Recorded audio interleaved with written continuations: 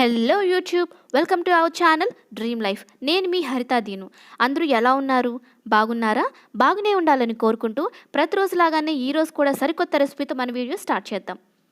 కోతికి కొబ్బరి చిప్ప దొరికితే ఏం చేస్తుంది? నాకైతే తెలియదండి. నేనైతే ఈరోజు కిచెన్లో ఉన్న కొబ్బరి చిప్పను ఏమాత్రం వేస్ట్ చేయకుండా దానిలో వెరైటీగా టీ పెట్టేయాలనుకుంటున్నాను. అదేంటి ఇన్ని రకాల పాత్రలు ఉంటే కొబ్బరి చిప్ప? మనకైతే ఇప్పుడు ఇన్ని రకాల వెరైటీస్ ఉన్నాయండి. మరి మన పూర్వీకులకి ఎన్ని రకాల పాత్రలు ఉంటాయి? ఖచ్చితంగా వాళ్ళు మట్టి పాత్రలు, కొబ్బరి చిప్పలు ఇలాంటివే యూజ్ చేసి ఉంటారు.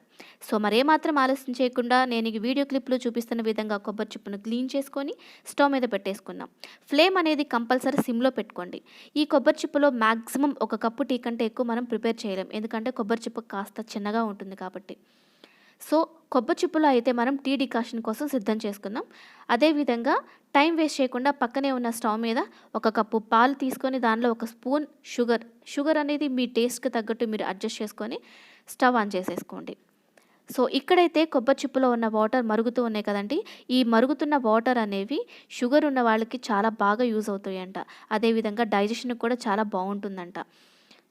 సో ఈ మరుగుతున్న వాటర్లో ఒక యాలుక్కాయని దంచి వేసుకున్నాను. అదేవిధంగా ఒక కప్పు టీ అని చెప్పాను కదండి, దాదాపుగా 1 లేదా 1.5 స్పూన్ల టీ పొడి సరిపోతుంది.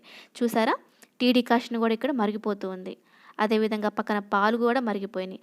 స్టవ్ ఆఫ్ చేసేసి ఈ మరుగుతున్న పాలని డికాషన్లో యాడ్ చేసేద్దాం. సో ఇక్కడ నుంచి మన క్రూషియల్ టైం అనేది స్టార్ట్ అవుతుందండి.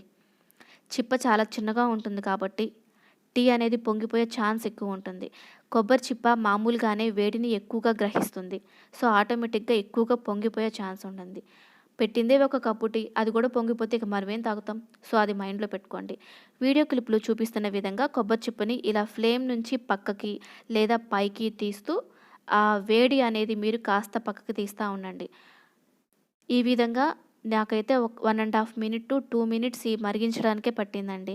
మీకు స్ట్రాంగ్గా కావాలంటే ఎక్కువసేపు మరిగించుకోండి, లైట్గా కావాలంటే తక్కువసేపు మరిగించుకోండి. మరీ ఎక్కువసేపు అయితే మరిగించొద్దు, కొబ్బరి చిప్ప కింద నుంచి చిల్లుబడి కారిపోయే ఛాన్స్ ఉంటుంది.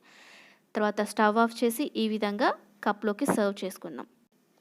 ఈ టీ రెగ్యులర్ టీతో పోలిస్తే మాత్రం కాస్త డిఫరెంట్గా ఉందని చెప్పాలండి.